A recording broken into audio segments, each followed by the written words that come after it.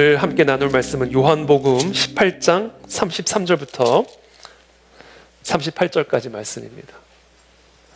요한복음 18장 33절부터 38절까지 저와 여러분들이 한 절씩 교독하겠습니다. 저부터 읽겠습니다.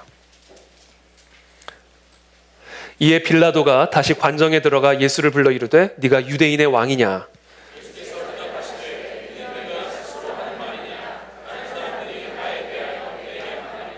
빌라도가 대답하되 내가 유대인이냐? 네 나라 사람과 대제사장들이 너를 내게 넘겼으니 네가 무엇을 하였느냐?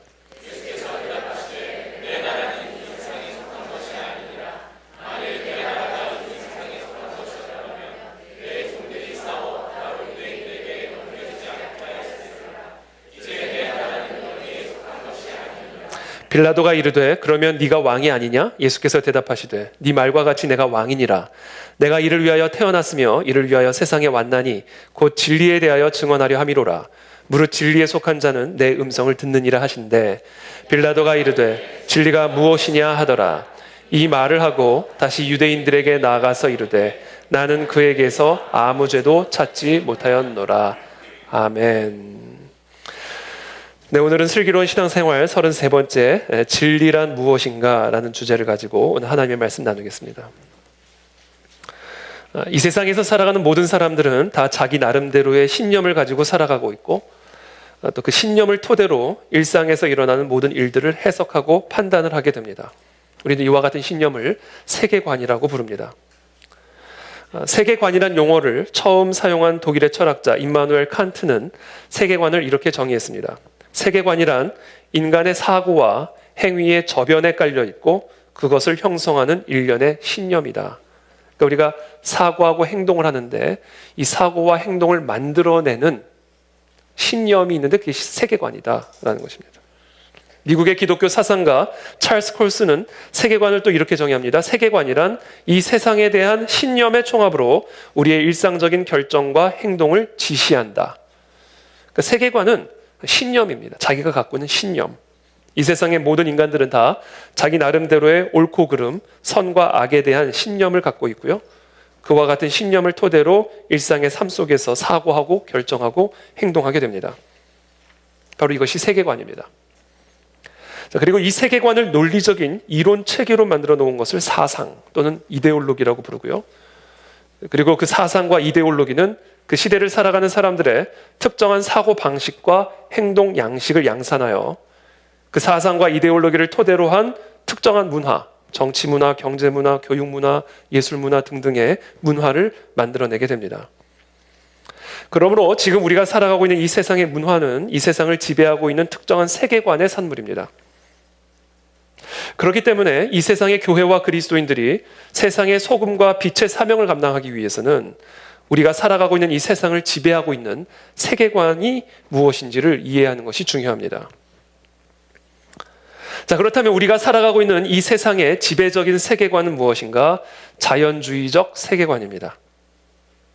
자연주의 세계관이란 내 눈으로 보고 만질 수 있는 자연 세계가 이 세상에 존재하는 전부이고 이 자연 세계를 초월한 초자연적인 세계는 존재하지 않는다라고 하는 신념입니다. 자, 이와 같은 자연주의 세계관이 그리스도인들의 세계관까지 오염을 시켜서 그리스도인들조차 초자연적인 세계의 현실을 망각하고 이 세상 사람들과 똑같이 현실 세계 안에만 매몰되어 이 세상의 진정한 현실을 제대로 보지 못하는 영적인 소경이 되어버렸습니다. 오늘날 한국 교회와 그리스도인들이 이 세상의 소금과 빛의 사명을 제대로 감당하지 못하게 된 그 치명적인 이유가 바로 여기에 있습니다. 초자연적인 세계에 대한 망각입니다. 진정한 전투는 이 땅에서가 아니라 저 천상의 세계에서 벌어지고 있는데 그 사실을 망각하고 우리의 싸움을 혈과 육의 싸움으로 바꿔버린 것입니다. 성경은 보이지 않는 세계에 관한 증거로 가득 차 있습니다. 아람 왕이 이스라엘과 더불어 싸우기 위해 말과 병거와 많은 군사를 이스라엘에게 보내어 이스라엘 성읍을 애워쌉니다. 그때 하나님의 사람 엘리사와 그의 사환이 그 장면을 바라보는 서로 다른 두 시각을 열왕기 하는 기록하고 있습니다. 하나님의 사람의 사환이 일찍이 일어나서 나가보니 군사와 말과 병거가 성읍을 에워쌌는지라. 그의 사환이 엘리사에게 말하되 내 주여 우리가 어찌하리이까 하니, 지금 이 사환은 육의 눈으로 현실 세계만을 바라보고 있는 것이죠. 그때 엘리사가 대답하되 두려워하지 말라, 우리와 함께한 자가 그들과 함께한 자보다 많으니라 하고 기도하여 이르되, 이 아람 군대가 물러나기를 기도한 것이 아니라 여호와여 원하건대 그의 눈을 열어서 보게 하옵소서, 보게 해주시기를 기도한 겁니다. 여호와께서 그 청년의 눈을 여심해 그가 보니 불말과 불병거가 산에 가득하여 엘리사를 둘렀더라. 자, 보이지 않는 세계는 그동안 이 젊은 사원이 알고 있었던 세계만큼이나 아주 실제적인 세계였습니다. 저는 오늘 이 시간 저와 여러분들에게도 이 보이지 않는 세계를 볼 수 있는 눈이 열리시기를 축복합니다.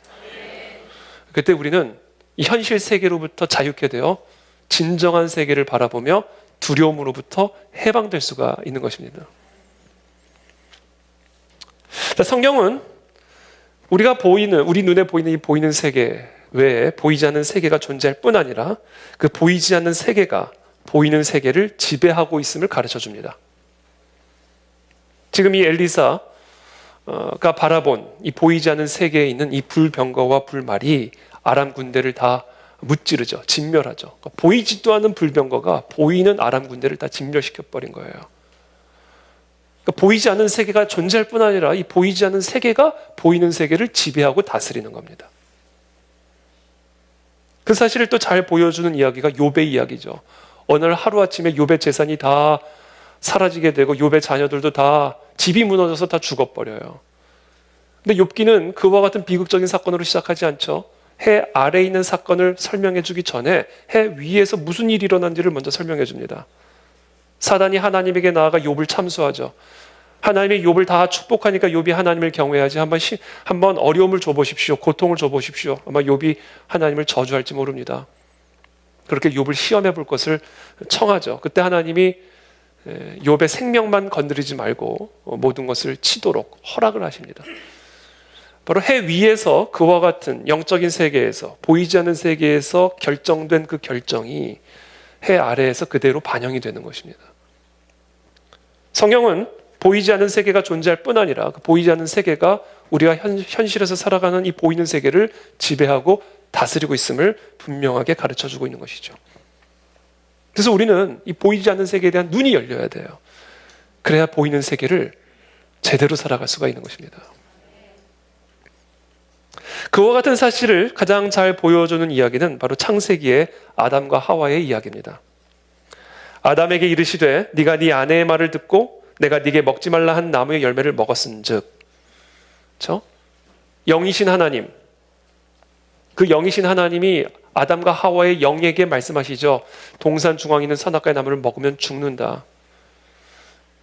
그때 사단이라고 하는 이 영적 실체가 하와에게 접근을 하여 하와의 영혼의 속삭입니다. 그것을 먹으면 네가 죽는 게 아니라 하나님처럼 될 수 있다 라는 이 영의 속삭임을 듣고 그 나무를 본즉 먹음직스럽고 지혜롭게 할 만큼 탐스러워 보여서 그것을 먹었다. 그 결과가 이 땅에서 어떻게 일어나게 되었는지를 보여주는 것이죠. 다 영의 세계에서 일어난 일입니다. 영이신 하나님이 말씀하셨고 영이신 사단 마귀의 말에 속아 영의 하나님의 말씀을 거역한 것이죠. 이 모든 것들이 영의 세계에서 일어난 거예요. 그와 같은 영의 세계에서 일어난 일들이 그대로 땅에 어떤 식으로 열매를 맺게 되는지를 창세기 3장 17절에서 설명하는 겁니다. 아담에게 이르시되 네가 네 아내의 말을 듣고 내가 네게 먹지 말라 한 나무의 열매를 먹었은즉 땅은 너로 말미암아 저주를 받고 너는 네 평생에 수고하여야 그 소산을 먹으리라. 땅이 네게 가시덤불과 엉겅퀴를 낼 것이라. 네가 먹을 것은 밭의 채소인즉 네가 흙으로 돌아갈 때까지 얼굴에 땀을 흘려야 먹을 것을 먹으리니 네가 그것에서 취함을 입었음이니라. 너는 흙이니 흙으로 돌아갈 것이니라 하시니라. 이 땅에서 일어나는 일들, 가시덤불이 나오고 엉겅퀴가 나오고 평생에 땀을 흘려야 먹을 수 있고 흙으로 지어졌으니 흙으로 돌아가는 이 땅에서 일어나는 일들이 도대체 어떻게 왜 일어나게 된 것인가? 바로 저 해 위에서 영의 세계에서 선택한 아담과 하와의 선택이, 영의 세계에서 일어난 바로 그 일 때문에 이 아담과 하와를 비롯한 이 땅에 하나님의 저주와 심판이 일어나게 된 것입니다. 보이지 않는 세계가 존재할 뿐 아니라 보이지 않는 세계가 우리가 살아가고 있는 이 보이는 세계를 지배하고 다스립니다. 저는 그 눈이 열리게 되기를 축복합니다. 그때 하나님이 마귀를 저주하시죠. 창세기 3장 15절입니다. 내가 너로 여자와 원수가 되게 하고 네 후손도 여자의 후손과 원수가 되게 하리니 여자의 후손은 네 머리를 상하게 할 것이요 너는 그의 발꿈치를 상하게 할 것이니라. 여자의 원수, 그렇죠?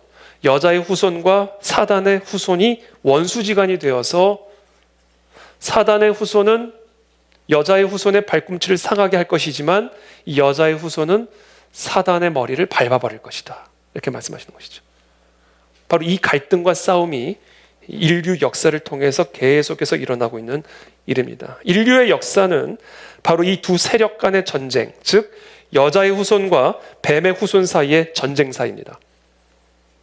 이 세상에서 일어났고 또 일어나고 있으며 또 앞으로 일어나게 될 모든 역사의 배후에는 하나님의 나라를 대적하는, 하나님의 백성들을 대적하는 이 초자연적 어둠의 권세와의 영적 전쟁이 있습니다. 보이는 세계 너머에 보이지 않는 세계가 있습니다. 그리고 보이지 않는 세계에서 벌어지고 있는 천상의 전쟁이 진짜 싸움입니다. 그리고 천상의 전쟁에서 이긴 세력이 이 땅의 역사의 진행 방향을 결정하게 될 것입니다. 그러므로 우리가 만약에 우리의 관심을 이 눈에 보이는 세계에만 집중하여 눈에 보이지 않는 세계에서 벌어지고 있는 일들에 대해 무지하다면 우리는 결코 이 땅에서 세상의 소금과 빛의 사명을 감당하지 못하게 될 것입니다. 그래서 사도 바울은 에베소 교회를 향하여 말씀합니다. 끝으로 너희가 주 안에서와 그 힘의 능력으로 강건하여지고 마귀의 간계를 능히 대적하기 위하여 하나님의 전신갑주를 입으라. 우리의 씨름은 혈과 육을 상대하는 것이 아니요 통치자들과 권세들과 이 어둠의 세상 주관자들과 하늘에 있는 악의 영들을 상대함이라. 이것을 우리는 반드시 기억해야 합니다. 우리 일상의 삶에서 또 세계적으로, 국가적으로, 사회적으로, 공동체적으로 우리가 살아가는 이 땅은 보이지 않는 세계에서 벌어지고 있는 저 영적 전투의 거울이고 반영물이다라는 것을 반드시 기억하셔야 돼요. 이것을 역으로 말하면 이 세상에서 우리가 승리하는 삶은 바로 저 보이지 않는 세계에서 벌어지는 영적 전쟁에서의 승리에 달려있다라는 것이죠. 그러므로 우리 모두에게 주어진 소금과 빛의 사명은 하나님의 나라와 뜻을 회방하거나 공격하는 어둠의 세력들을 적극적으로 대적하여 격파시켜야 됩니다. 그와 같은 영적 전쟁에서의 승리를 통해서만 잃어버린 영혼들을 구원할 수 있고 이 땅의 사회를 변화시킬 수 있고 이 땅의 역사를 바꾸고 이 땅의 소금과 빛의 사명을 감당할 수가 있게 되는 것입니다. 그것을 위해서 우리는 우리의 적을 알아야 합니다. 사탄의 계책을 알아야 합니다. 그래서 저는 오늘 간략하게 세 가지 이 사단막의 계책을 설명드리고 이 사단막의 계책을 파쇄할 수 있는 요즘 용어가 전투적인 용어를 써서 그런데 오늘은 전투하는 날이기 때문에 전투적인 용어를 좀 쓰도록 하겠습니다. 사실 오늘 군복을 입어야 되는데 세 가지 계책을 설명드리고 그 계책을 격파시킬 수 있는 세 가지 하나님의 전신갑주를 설명드리고 간략하게 점심 먹고 전쟁터로 나아가도록 하겠습니다. 사탄은 특정한 지역에 영향을 미칩니다. 이 지역에서 역사를 합니다. 지역. 땅에서 역사를 한단 말이죠. 사단은 저 천상의 세계에서 세계 지도를 펴놓고 이 세상을 세세하게 분할하여 특별한 지역, 특별한 집단에 대한 특별한 계책을 가지고 있습니다. 예컨대 나라마다, 지역마다, 도시마다, 구마다, 동마다 마귀는 특별한 전략을 갖고 있고 또 그 특정한 지역에 특정한 인종 집단, 성별 집단, 언어 집단, 문화 집단 등에 대한 특별한 전략을 가지고 있습니다. 그래서 인도에 대한 사단의 전략과 뉴욕에 대한 사단의 전략이 다릅니다. 필리핀의 집 없는 아이들을 다스리는 사단의 전략과 서울의 부유한 청소년들을 다스리는 사단의 전략이 다릅니다. 따라서 우리가 이 세상에서 역사하고 있는 이 사단 마귀와의 영적 전쟁에 진지하게 참여하려고 하는 마음이 있다면 가장 먼저 우리가 무엇을 해야 하는가? 이 영적 전쟁이 펼쳐지고 있는 그 지역, 그리고 그 지역의 인간 집단에 대한 정확한 정보를 파악하는 것이 매우 중요합니다. 이 구약은 사실은 이 혈과 육의 전쟁사죠. 이스라엘과 다양한 이방 민족들 간의 혈과 육의 전쟁사를 기록을 하고 있습니다. 그런데 이 전쟁사는 사실은 영적 전쟁의 모습을 우리에게 보여주고 있는 그림이에요. 우리가 이 땅에서 이제 더 이상 혈과 육의 전쟁이 아닌 공중의 권세 잡은 사단 마귀와의 전쟁을 펼칠 때에 우리가 본으로 삼아야 할 전쟁 교본서가 구약 성경에 기록된 전쟁사입니다. 그걸 보면 여호수아의 군대가 약속의 땅에 들어가기 전에 그냥 들어가지 않습니다. 하나님이 주신 약속의 땅이니까 그냥 들어가는 게 아니에요. 먼저 정탐꾼을 보냅니다. 그래서 그 지역을 샅샅이 분석하고 파악하게 하죠.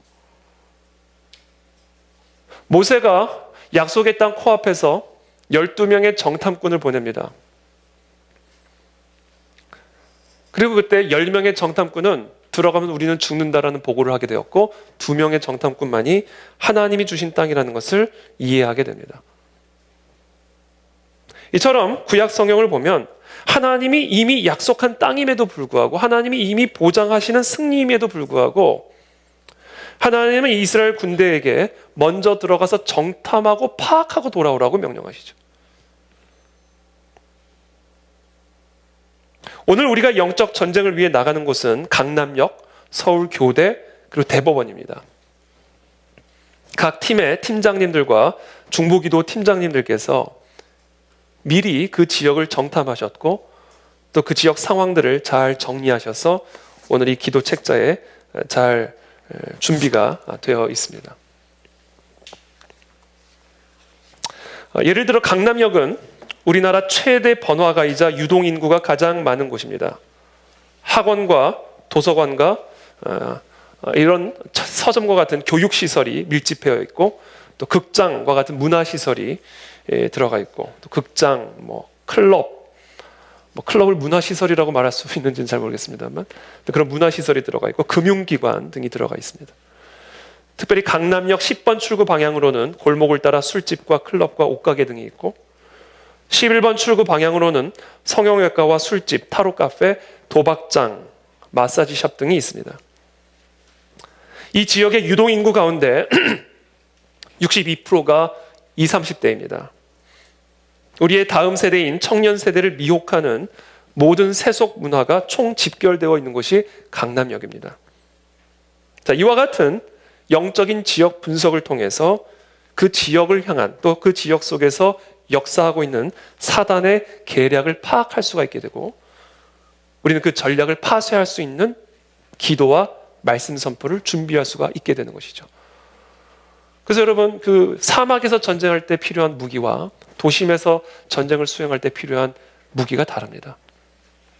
이처럼 그 지역마다 역사하고 있는 사단의 계략들은 다르기 때문에 먼저 그 지역 정보들을 정확하게 파악하고 거기에 맞는 영적 무기를 준비하여 영적 전쟁에 참여해야 된다라는 것이죠. 사단의 계략은 바로 이와 같은 지역 속에서 그 지역에 걸맞는 옷을 입고 역사하고 있다라는 것을 우리가 이해해야 합니다. 두 번째, 사단은 인간의 권위 구조를 통하여 세상에 영향을 미칩니다. 사단 마귀와의 가장 치열한 영적 전쟁이 펼쳐지고 있는 곳은 바로 이 세상 사람들의 세계관과 사상 그리고 문화에 가장 강력한 영향력을 미치고 있는 공공광장입니다. 퍼블릭 스퀘어입니다. 아테네의 아크로폴리스 아래 자리한 그리스의 아고라부터 시작하여 런던의 국회의사당, 워싱턴 DC의 미국 의회와 백악관, 뉴욕의 UN, 그리고 여러 국가의 법원들과 유수한 교육기관, 방송국, 다양한 언론 매체와 SNS 등 공공광장은 수많은 시민들과 지도자들이 대면 또는 비대면으로 한 자리에 모여서 공통의 공공생활에 관한 문제들에 대해 토론하고 결정을 내림으로써 전 세계 수많은 사람들의 세계관과 문화에 직접적인 영향력을 행사하는 곳입니다. 따라서 사단 마귀가 이와 같은 공공광장을 장악할 수만 있다면 사단은 이 땅의 모든 사람의 삶을 아주 효과적으로 지배할 수가 있게 될 것입니다. 예를 들어 사단이 미국의 백악관을 장악했다 생각해 보십시오. 만약에 사단이 유엔을 장악했다고 생각해 보십시오. 사단이 대법원을 장악했다라고 생각해 보십시오. 그 영향력이 전 세계적으로 얼마나 강력하겠습니까? 그래서 사단은 이 세상을 지배하기 위해서 전 세계 정치, 경제, 문화, 교육 등에 관하여 중요한 토론과 의사결정이 이루어지고 있는 이 세상의 권위 구조 속으로 교묘하게 침투해 들어가고자 하는 전략을 가지고 있습니다. 자, 그렇다면 사단이 이와 같은 공공광장을 장악할 수 있는 가장 확실한 방법이 무엇일까요? 불의하고 악한 지도자를 그 공공광장의 지도자로 세우는 겁니다. 불의한 지도자가 인간의 권위 구조를 장악하여 우리를 다스릴 수 있는 권위를 갖게 될 때 우리 모두는 자연스럽게 그 사단의 지배 아래로 들어가게 되는 것입니다. 북한의 지도자를 보십시오. 북한은요, 지도자만 바뀌면 바뀝니다. 저 지도자 한 사람이 사악한 사람이 되어 있으니까 북한 전체가 사단의 지배 아래 지난 70년간 들어가 있는 것이죠. 여러 나라의 국회에서 법을 만드는 국회의원들을 보십시오. 그 국회의원들만 바뀌면 나라가 바뀝니다. 법원에서 재판하는 판사들을 보십시오. 그 판사들의 사상과 세계관만 변화되면 나라가 바뀔 수가 있는 것이죠. 그래서 사단의 전략은 이와 같은 공적인 영향력을 가지고 있는 공적 광장의 지도자를 자신의 뜻에 맞는 지도자로 세워서 그 영향력 아래 있는 모든 사람들을 사단의 지배 아래 두고자 하는 것, 이것이 바로 사단 마귀의 전략입니다. 그렇기 때문에 교회가 이 세상의 소금과 빛의 사명을 감당하기 위해서는 이와 같은 공공광장의 지도자들을 위해 중보기도해야 합니다. 그뿐 아니라 하나님을 경외하는 하나님의 종들이 이 공공광장 안으로 더 많이 침투해 들어가서 그곳에서 소금과 빛의 사명을 감당할 수 있도록 교회가 구체적으로 준비시키고 훈련을 시켜줘야 됩니다. 그것이 WCS의 사명이고 비전이고 그 안에 진리교회 주일학교의 사명이고 비전입니다. 세 번째, 사단은 죄송합니다. 오늘 제 목에 영적 공격들이 좀 심한 것 같은데.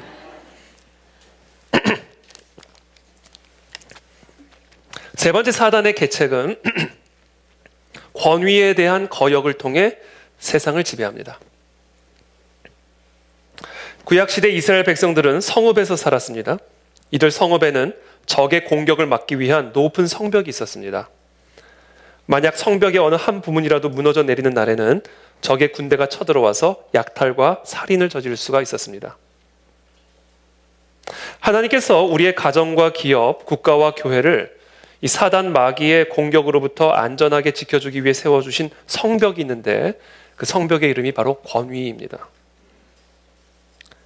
하나님께서는 우리가 살아가고 있는 이 성읍에서 살아가는 시민들을 다스리고 보호하기 위해 다양한 영역 속에 다양한 권위자들을 세워주셨습니다. 그리고 성경은 이 모든 권위자들의 권위가 하나님의 권위라고 말씀하십니다. 각 사람은 위에 있는 권세들에게 복종하라. 권세는 하나님으로부터 나지 않음이 없나니 모든 권세는 다 하나님께서 정하신 바라. 그러므로 권세를 거스르는 자는 하나님의 명을 거스름이니 거스르는 자들은 심판을 자취하리라. 하나님은 하나님의 권위를 인간에게 일부 위임하셔서 그 권위를 위임받은 인간을 통해서 세상을 다스리고 통치하십니다. 그래서 겉으로 보기에는 사람이 다스리는 것처럼 보이지만 하나님이 다스리고 계시는 겁니다. 그 사람을 통해서. 하나님은 부모에게 하나님의 권위를 위임하셔서 그 부모를 통해 가정을 다스리고 계시고, 국가에서는 대통령에게 하나님의 권위를 위임하셔서 그 대통령을 통해 나라를 다스리고 통치하고 계십니다. 하나님은 경찰의 권위를 통해 한 사회의 치안을 다스리고 계시고, 교사의 권위를 통해 다음 세대를 가르치고 계시며, 목사의 권위를 통해 그 교회에 속한 성도들을 돌보고 계시고 다스리고 통치하고 계십니다. 이처럼 우리가 살아가고 있는 이 성읍 안에는 다양한 영역을 책임맡은 다양한 권위자들이 있고, 이 모든 권위는 하나님으로부터 위임받은 하나님의 권위입니다. 그렇기 때문에 권위자가 반드시 있어야 할 자리에 권위자가 없거나, 또는 권위자가 있어도 그 권위에 대한 존중이 없는 곳에서는 하나님이 다스리고 통치하실 수가 없게 되는 것입니다. 그 결과 혼란과 무질서가 난무하게 되고, 결국에는 사단이 그 무너진 성벽 틈을 비집고 들어가 그곳을 점령하여 다스리고 통치하게 되는 것입니다. 권위자의 권위는 그 성읍의 성벽입니다. 그래서 성벽이 무너지면 그 성읍의 백성들은 원수의 공격과 노략질에 그대로 방치될 수밖에 없게 되는 것입니다. 하나님은 사울 왕에게 아말렉과의 전투를 명령하시면서 그들의 모든 소유를 하나도 남기지 말고 진멸할 것을 명령하십니다. 그러나 사울과 그 백성은 기름진 양과 소는 남겨두고 별로 가치 없는 것들만 선별적으로 진멸했습니다. 하나님은 사울을 왕으로 세우신 것을 후회하셨고, 사무엘을 통해 다음과 같은 하나님의 말씀을 전하게 하셨습니다. 이는 거역하는 것은 점치는 죄와 같고, 완고한 것은 사신 우상에게 절하는 죄와 같음이라.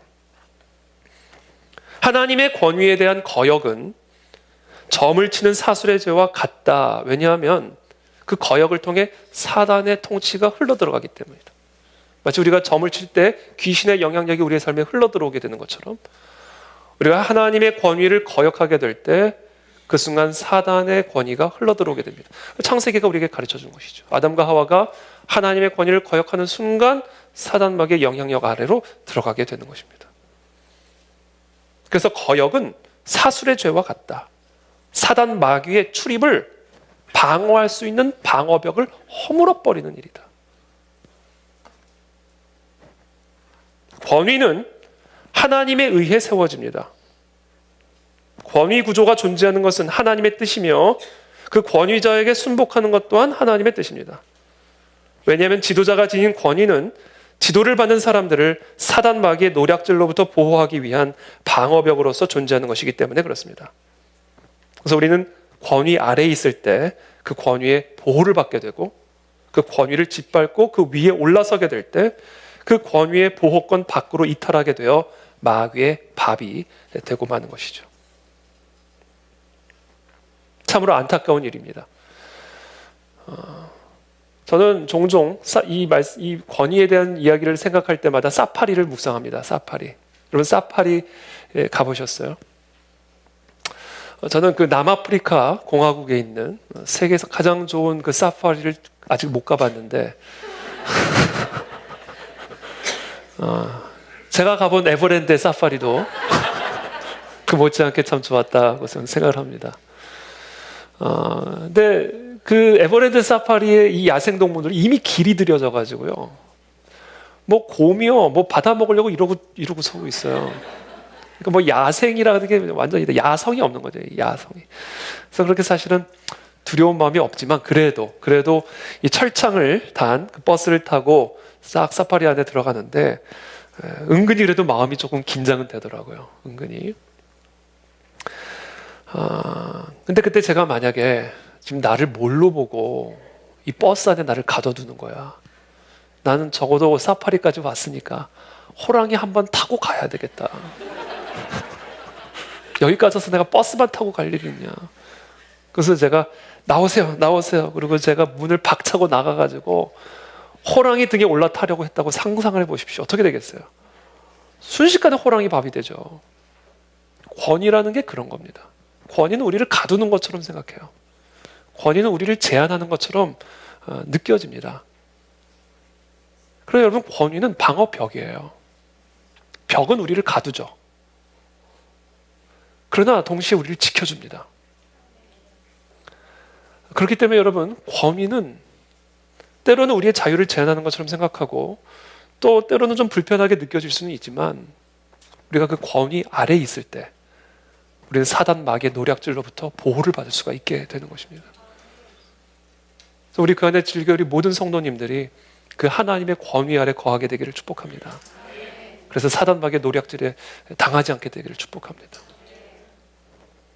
신호등을 지키는 이유는 신호등을 지킬 때 그 신호등이 나를 지켜주기 때문에 그렇습니다. 권위라는 것이 그런 거예요. 우리가 권위를 지켜야 그 권위가 나를 지켜줍니다. 하나님의 말씀을 지킬 때 그 말씀이 나를 지켜주듯이 하나님의 권위를 지킬 때 그 권위는 나를 보호해 주실 것입니다. 로마서 13장 3절부터 4절, 다스리는 자들은 선한 일에 대하여 두려움이 되지 않고 악한 일에 대하여 되나니 네가 권세를 두려워하지 아니하려느냐? 선을 행하라. 그리하면 그에게 칭찬을 받으리라. 그는 하나님의 사역자가 되어 네게 선을 베푸는 자니라. 그러나 네가 악을 행하거든 두려워하라. 그가 공연히 칼을 가지지 아니하였으니 곧 하나님의 사역자가 되어 악을 행하는 자에게 진노하심을 따라 보응하는 자니라. 자, 우리는 지금까지 세상 속에서 역사하는 마귀의 세 가지 계책에 대해서 살펴보았습니다. 자, 여러분, 이와 같은 마귀의 계책은 스스로 붕괴되지 않습니다. 그 권세를 대항하여 움직여야만 합니다. 우리가 이 사단 마귀의 권세를 대항하며 나아가면 반드시 이 권세는 힘을 잃고 무너지게 될 것입니다. 그러나 만약에 우리가 이와 같은 사단 마귀의 계책을 알고도 아무 조치를 취하지 않는다면 우리는 결국에는 이 사단 마귀의 계략에 넘어갈 수밖에 없게 될 것입니다. 마귀를 대적하라. 그리하면 너희를 피하리라. 조건절이죠, 조건절. 마귀를 대적해야만 마귀는 우리를 피할 수가 있습니다. 마귀의 밥이 되기를 원치 않는다면 우리가 할 수 있는 선택의 길은 하나밖에 없습니다. 대적해야 됩니다. 대적하지 않으면 마귀의 밥이 됩니다. 저와 여러분들 모두가 이 마귀를 대적하는 삶을 사시기를 축복합니다. 하나님은 이스라엘 백성들에게 젖과 꿀이 흐르는 약속의 땅을 그냥 주지 않으시고 약속한 땅을 정복 전쟁을 통해 취하게 하셨어요. 약속의 땅에는 약속만 있는 땅이 아니었어요. 그 땅에는 적들이 있었습니다. 그리고 그 적들과 싸워서 이겨야만 취할 수 있는 땅이었습니다. 전쟁을 피하려고 했던 10명의 정탐꾼들은 결국 그 땅에 들어가지 못했고 광야에서 인생을 마무리 지었습니다. 영적으로 성숙한 그리스도인은 싸우는 그리스도인입니다. 아니, 그리스도인이라면 반드시 싸워야만 합니다. 그리고 싸우면 반드시 이기게 될 것입니다. 우리가 이 이기는 싸움을 싸우기 위해서는 하나님의 전신갑주 무기로 무장되어야 합니다. 그렇다면 하나님께서 하나님의 백성들에게 허락하신 전신갑주는 무엇일까? 세 가지를 말씀드리겠습니다. 오늘 이 세 가지 전신갑주로 무장하여 전쟁터로 나가게 되기를 바랍니다. 첫 번째, 중보기도입니다. 디모데전서 2장 1절부터 2절까지 우리 한 목소리로 읽겠습니다. 시작.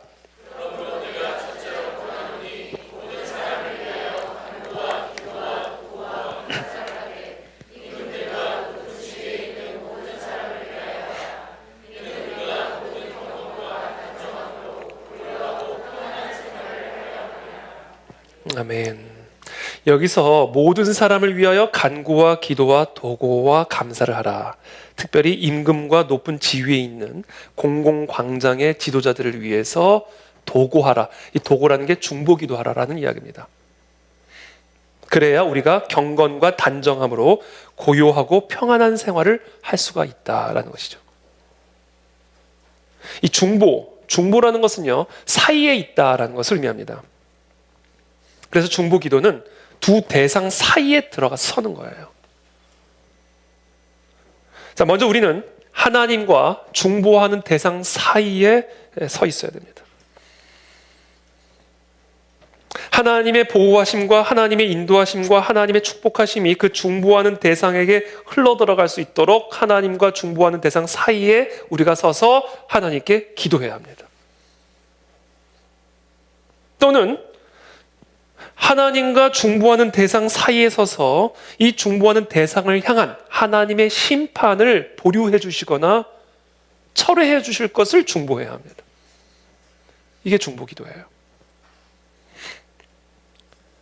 소돔 땅을 향한 하나님의 심판이 임박하게 되자 아브라함은 하나님과 소돔 땅 사이에 서서 소돔 땅의 죄를 용서해 주시고 심판을 거두어 주시기를 중보합니다. 모세가 시내산에 올라가 하나님으로부터 십계명을 받고 있던 사이에 산 밑에서는 이스라엘 백성들이 아론을 통해 금송아지 우상을 만들어 그 앞에서 우상을 숭배하고 있었습니다.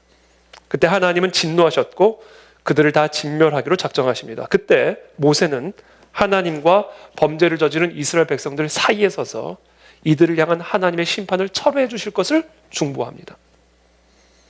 그리고 하나님은 심판을 철회하셨습니다. 바로 이것이 우리가 해야 할 일이다라는 거예요. 전화 받으셔도 됩니다. 네. 그래서 오늘 저와 여러분들은 바로 이 강남 땅에 나아가서 하나님과 강남 땅 사이에 서서 하나님이 강남 땅을 향한 하나님의 축복하심과 은혜 베풀어 주심을 우리가 함께 중보하는 거예요. 이거를 명령하고 계시는 겁니다. 또는 하나님, 이 강남 땅을 향한 하나님의 심판을 철회하여 주시고 이 땅에 있는 수많은 하나님의 죄인들을 구원하여 주십시오. 라고 하나님과 이 땅 백성 사이에 우리가 서는 겁니다. 중보기도자로서 또 다른 임무가 있습니다. 그것은 바로 마귀와 중보하는 대상 사이에 서는 겁니다. 사단 마귀가 이 세상을 향해 그리고 이 세상 사람들을 향해 갖고 있는 모든 시도와 계획들을 대적하고 제어하도록 예수 그리스도의 그 권능의 이름으로 사단을 대적하는 겁니다.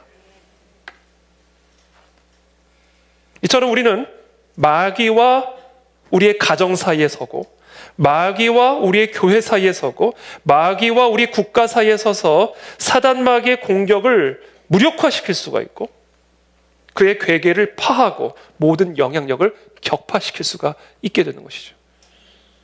그리스도께서 귀신 들린 아들을 치유하실 때 그리스도는 귀신과 그 아들 사이에 서서 귀신의 역사를 대적하고 내쫓으셨습니다. 이걸 우리가 해야 된다.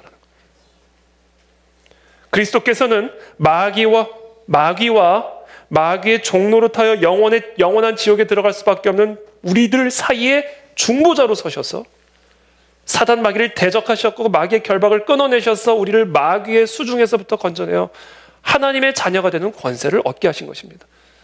그게 예수 그리스도의 중보 사역이었습니다. 바로 그와 같은 사역을 이제 저와 여러분들이 이 나라 이 민족을 위해서 감당해야 된다라는 것이죠. 중보는 하나님이 우리를 구원하시는 방식입니다. 그래서 중보는 우리가 이 나라와 이 민족을 살리는 구원의 무기가 되어야만 합니다. 그래서 오늘 저와 여러분들은 하나님과 이 땅 사이에 중보자로 서는 것이고 사단 마귀와 이 땅 사이에 중보자로 서서 하나님의 축복이 흘러들어가고 하나님의 심판은 철회되며 사단 마귀의 계략들은 무너지는 그와 같은 영적 전쟁을 우리가 이 땅에서 감당하게 되는 것입니다. 두 번째 무기가 있습니다. 두 번째 무기는 바로 찬양입니다.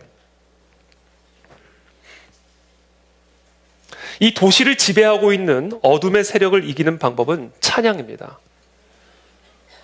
찬양이 이 도시를 지배하는 어둠의 세력을 깨뜨리는 영적인 전신갑주입니다. 하나님이 여리고성을 무너뜨리기 위해 여호수아의 군대에게 주신 전략을 여러분 한번 잘 살펴보십시오. 여호수아서 6장 3절부터 5절입니다. 너희 모든 군사는 그 성을 둘러 성 주위를 매일 한 번씩 돌되 엿새 동안을 그리하라.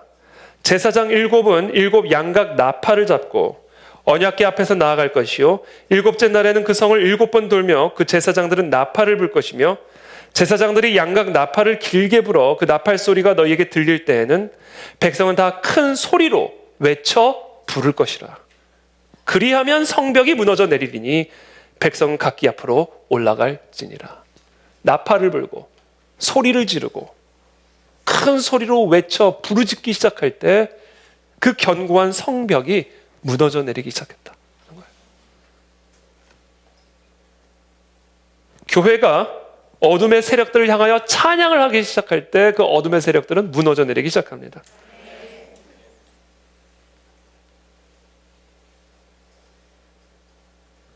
그래서 시편 149편 1절부터 9절까지의 말씀입니다. 제가 한번 쭉 읽어드릴게요.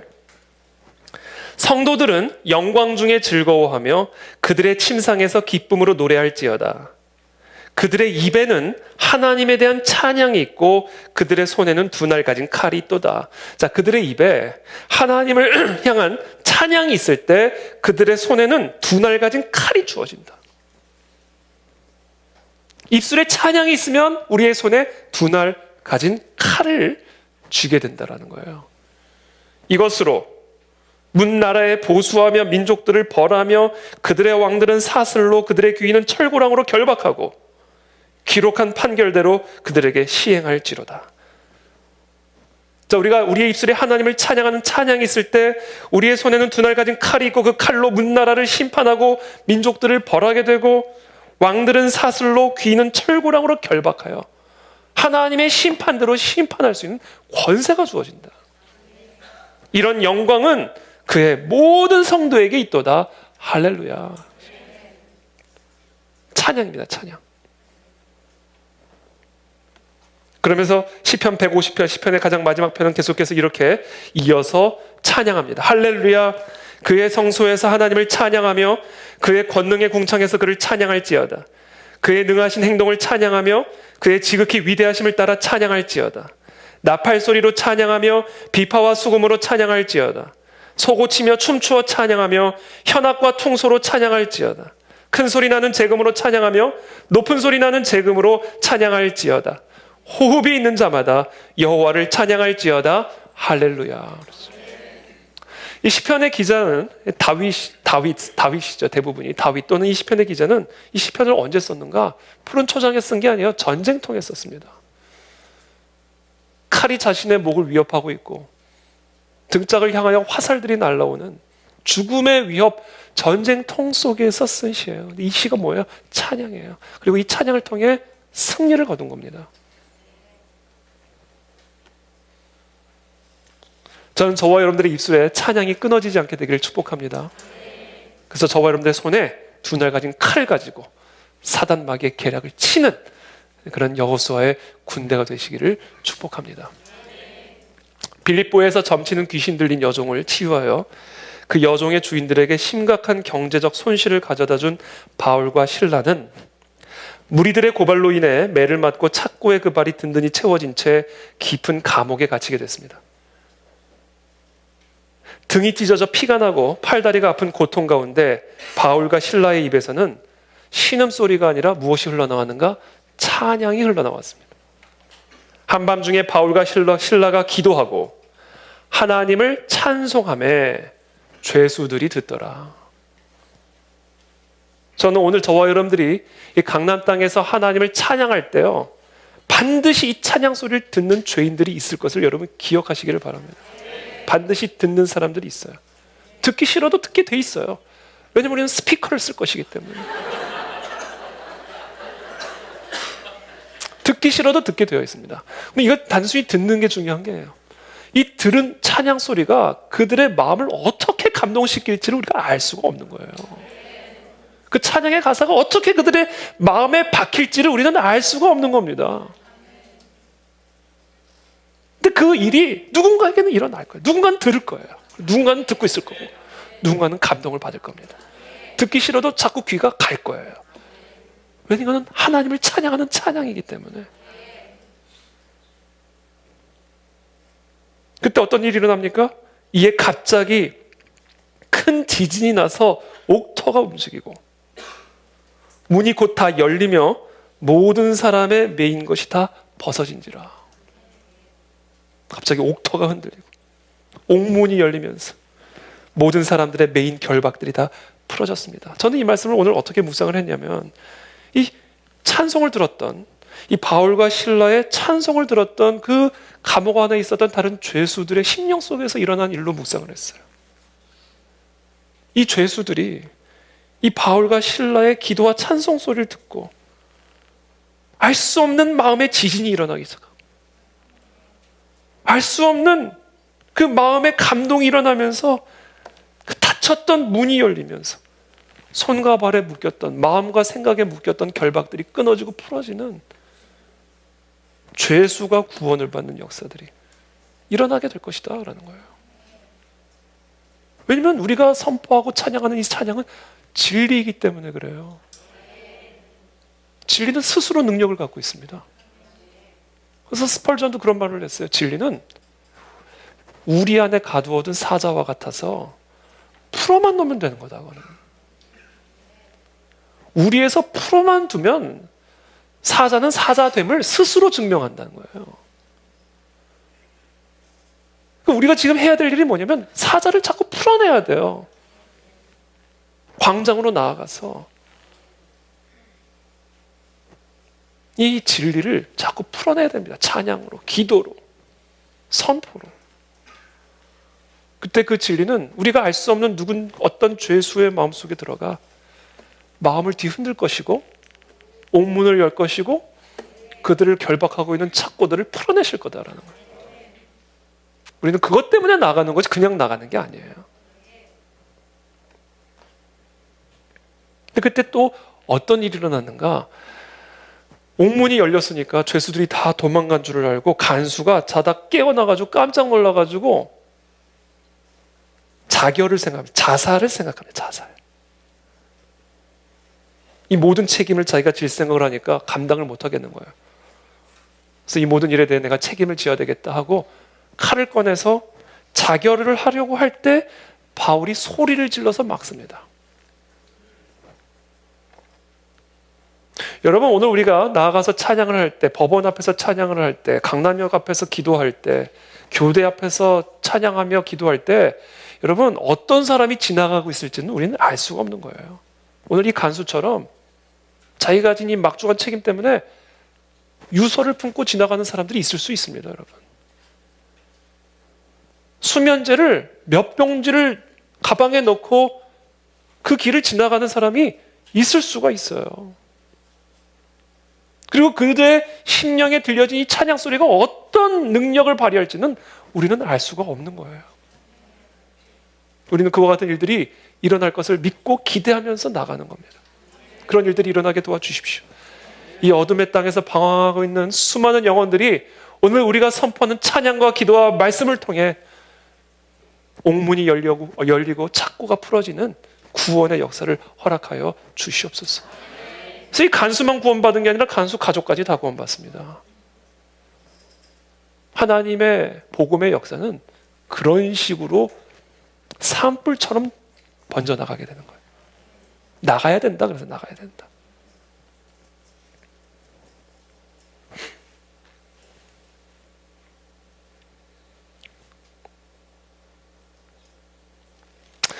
두려울 때 찬양하십시오. 상황이 어두워질 때 찬양하십시오. 우리들을 향한 영적 공격이 거세질 때 입술에 찬양이 끊어지지 않게 하십시오. 그 순간 우리의 손에는 두 날 가진 성령의 검이 주어지게 될 것이고, 어둠을 베고 사단 마귀의 머리를 칠 수 있는 영적 권위가 주어지게 될 것이며, 우리의 삶의 견고한 진들은 무너져 내리게 될 것입니다. 저는 제가 몇 주 전에 베드로가 물 위를 걷다가 바다에 빠진 이야기를 드렸는데, 제가 오늘 말씀을 묵상하다가 왜 베드로가 예수님을 보고도 바다에 빠졌는지를 알았어요. 베드로가 찬양을 안 했어요. 찬양을. 저 이거 확신합니다. 물론 절대적인 진리는 아니니까 그냥 한 귀로 듣고 한 귀로 흘리셔도 되는데, 제 생각엔 그래요. 베드로가 거기서 끝까지 찬양하면서 갔다면 끝까지 걸었을 거다. 물 위를 걸 수 있는 비결은 찬양에 있다. 찬양은 우리의 영적 시선을 온 하늘과 땅의 모든 것을 갖고 계신 하나님에게 집중하는 것이기 때문에 우리는 찬양을 통해서 사단을 밟고 바다를 밟을 수 있는 권능이 주어지게 되는 것입니다. 마지막 세 번째, 이 사단 마귀의 계책을 파쇄하기 위해 우리에게 필요한 하나님의 전신갑주 진리입니다. 진리.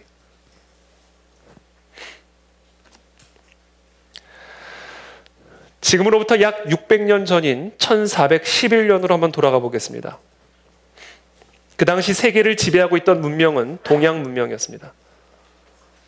1411년 명나라에서는 자금성이 한창 건설되고 있었고 텐진에서 항저우에 이르는 세계에서 가장 긴 대운하를 수리하는 작업이 한창 진행 중에 있었습니다.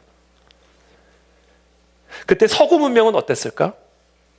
1411년 서유럽은 1347년부터 1351년까지 서유럽 인구의 절반을 앗아간 흑사병의 영향으로 비참한 시간들을 보내고 있었습니다.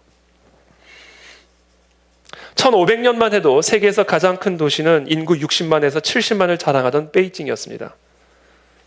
당시 세계에서 가장 큰 도시 10곳 가운데 단 한 곳, 파리만이 유럽에 있었고 그 외에는 다 아시아에 있었습니다. 대부분이 중국의 도시였습니다. 당시 런던은 5만 정도가 살고 있었던 소도시였습니다. 그러나 400년이 지난 1900년에 이르러서 상황은 완전히 역전됐습니다. 세계에서 가장 큰 도시 10곳 중 아시아권은 단 한 곳 도쿄밖에 없었고 런던은 650만 인구의 세계 최대의 국제적 도시가 되었습니다. 데이비드 에이크만은 그에 져서 베이징 팩터에서 중국 사회과학 아카데미의 한 학자와 나눈 대화를 기록하고 있습니다. 우리는 무엇이 서양의 세계 패권을 설명하는지 연구해달라는 중국 정부의 요청을 받았다. 처음에는 서양이 우리보다 더 강력한 무기를 가졌기 때문이라고 생각했다. 그러나 그것이 아니었다. 그래서 그 다음에 생각한 것은 서양의 정치 체제가 뛰어났기 때문이라고 생각을 했다.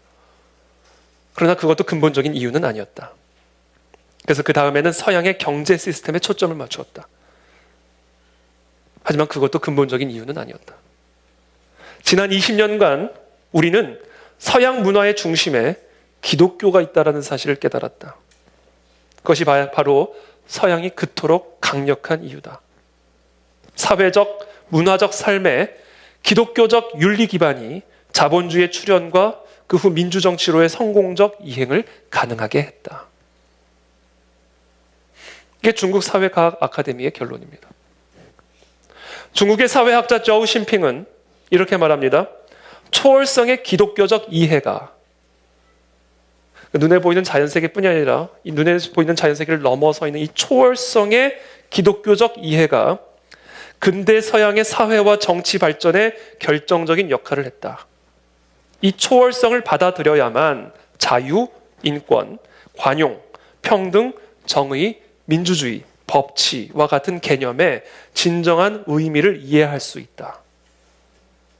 그렇죠? 왜 우리가 자유해야 합니까? 하나님이 자유를 주셨기 때문이라고 말하지 않으면 이유가 없는 거예요. 그렇잖아요. 초월성을 이해하지 않으면 자유사상, 평등사상, 왜 평등해야 되죠? 왜 평등해야 됩니까? 하나님이 평등하게 지으셨기 때문에 평등한 거예요. 그러니까 이 초월성에 대한 이해가 없다면 자유사상, 인권사상, 평등사상과 같은 사상이 세워질 수가 없게 되는 것이죠. 개화된 서구 사상과 문명은 스스로 존재하는 초월적 객관적 진리가 존재한다. 스스로 존재하는 초월적 객관적인 진리가 존재한다라는 믿음의 토대 위에서 시작될 수가 있었습니다. 하나님을 믿든 안 믿든 서구 사회를 지배하던 이와 같은 지적 동의가 위대한 철학적 체계의 디딤돌이 되었고 그와 같은 디딤돌을 토대로 과학, 미술, 음악, 경제, 정치 등 다양한 학문들이 발달할 수가 있게 된 것입니다. 예를 들어 과학을 한번 생각해 보죠. 대부분의 초기 과학자들은 다 그리스도인이었습니다. 코페르니쿠스, 케플러, 갈릴레오, 뉴턴, 파스칼 등등. 자, 이들은 질서의 하나님이 이 세상을 창조하셨다라고 믿었기 때문에 우리가 살아간 이 세상 안에는 질서와 법칙이 있다라고 전제하고 과학적 방법을 연구했습니다. 그 전제를 가지고 연구를 한 거예요.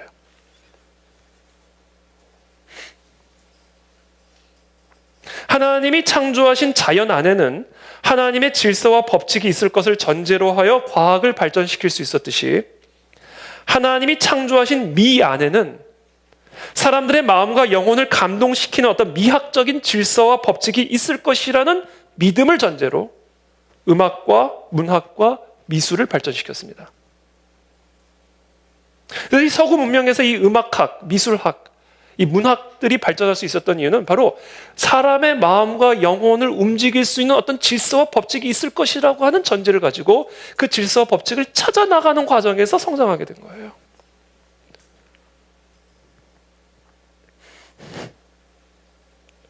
진실되고 아름다운 것을 판단할 수 있는 어떤 객관적인 스스로 존재한 기준이 없었다면 음악은 단지 불협화음에 불과하게 되었을 것이고 미술과 문학은 무질서와 혼돈의 세계에 빠지게 되었을 거예요. 윤리학도 성경적인 계시를 기초로 하여 한 사회를 지배하는 도덕적 행동의 틀을 결정했습니다. 스스로 존재하는 성경적 계시를 통해 모든 사회의 도덕적 틀을 그 계시를 토대로 세웠다는 거예요. 살인하면 왜 안 될까요? 어려우시죠? 살인하지 말았기 때문에 안 되는 거예요. 그걸 말한 분이 하나님이기 때문에 안 되는 거예요. 선악과를 먹으면 왜 안 돼요? 먹으면 죽는다라고 말을 하셨기 때문에 먹으면 죽는 거예요. 이 절대자, 스스로 존재하시는 절대자의 계시를 토대로 그 사회가 틀을 세워가니까 그 사회가 안정되고 견고하게 세워가는 겁니다. 세상의 법은 그와 같은 하나님의 계시를 반영해야 하는 것이라는 믿음을 기초로 자유사상, 인권사상, 평등사상과 같은 오늘날 자유민주주의 체제의 근간을 이루는 법철학과 정치사상을 발전시켜 나갈 수 있었습니다. 자, 이와 같은 사상과 철학의 발전은, 그리고 이와 같은 서구 문명의 발전은 스스로 존재하는 누군가가 만든 게 아니라 영원한 스스로 존재하는 어떤 초월적이고 절대적인 진리에 대한 믿음을 토대로 세워져 갈 수 있었던 것이죠. 그래서 이 절대적인 기준 또는 이 절대적인 진리에 대한 믿음을 잃어버리게 되면 인간은 우주에서 길을 잃어버리게 됩니다. 여러분, 허공에다가 건물을 지을 수 있습니까? 반석이 없는, 토대가 없는 공중에서 어떻게 우리가 건물을 지을 수가 있겠어요? 단단한 견고한 반석이 있어야 그 반석의 토대 위에 건물을 지을 수 있을 것 아니겠습니까? 서구 문명의 기독교 사상은 바로 이와 같은 견고한 반석을 제공해 주었고 스스로 존재하는 초월적 객관적 진리라고 하는 견고한 반석을 제공해 주었고 그 반석의 토대 위에 가정을 세우고 학교를 세우고 교회를 세우고 나라를 세우고 사회를 세우고 문화를 세우고 과학을 세우고 그래서 그 반석으로부터 흘러나오는 생명수로 찬란한 문명의 열매를 맺을 수가 있게 된 겁니다. 그 일을 이 나라에서 우리가 해야 된다. 그 일을 이 땅의 교회들이 통일 한국을 위해서 이 나라 이 민족에서 회복해야 할 일이다라는 거예요. 이 절대적인 기준과 진리에 대한 믿음을 잃어버릴 때 인간은 우주에서 길을 잃어버리게 되고 닻이 끊어진 배와 같이 바다에서 길을 잃어버리게 됩니다. 그리고 그것이 오늘날 이 세상의 모습입니다. 그래서 우리 교회 이름을 그 안에 무슨 교회요? 진리교회요. 기가 막힙니다. 그 안에 진리교회.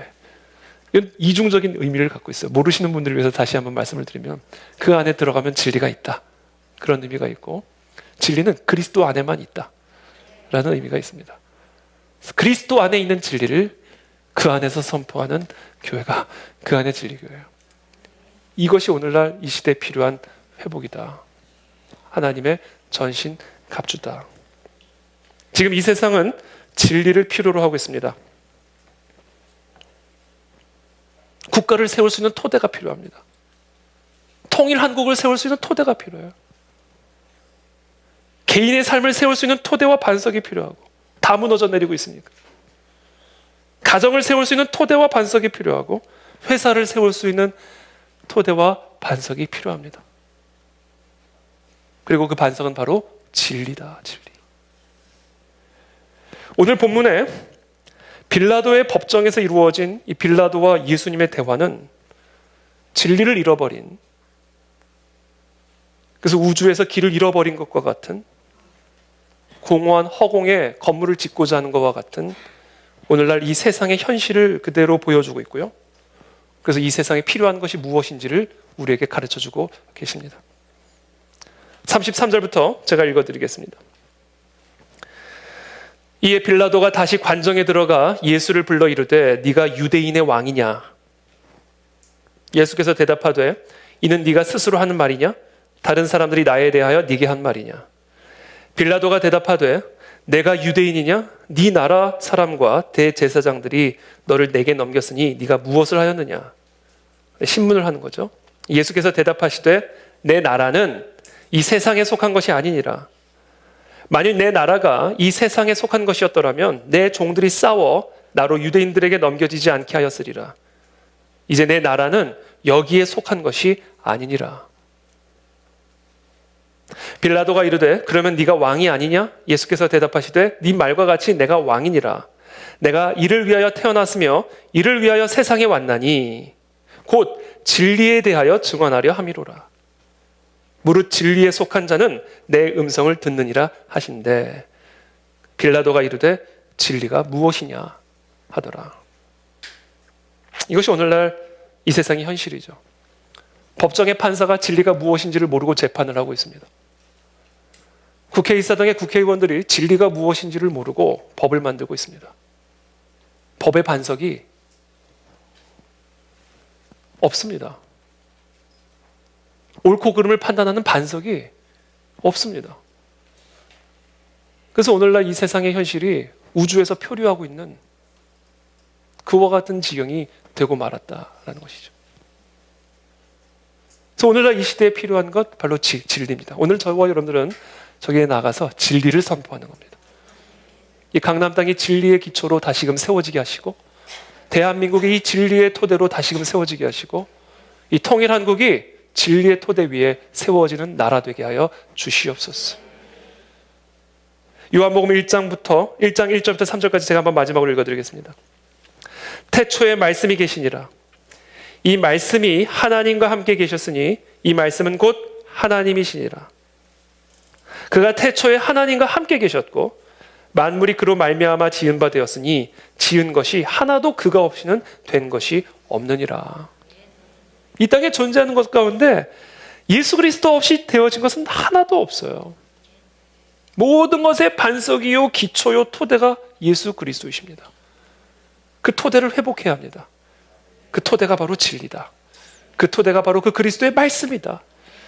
그래서 우리는 광장에 나가 이 말씀을 선포해야 됩니다.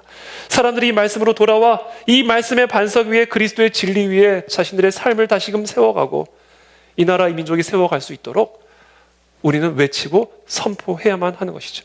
그것이 교회가 갖고 있는 사명입니다.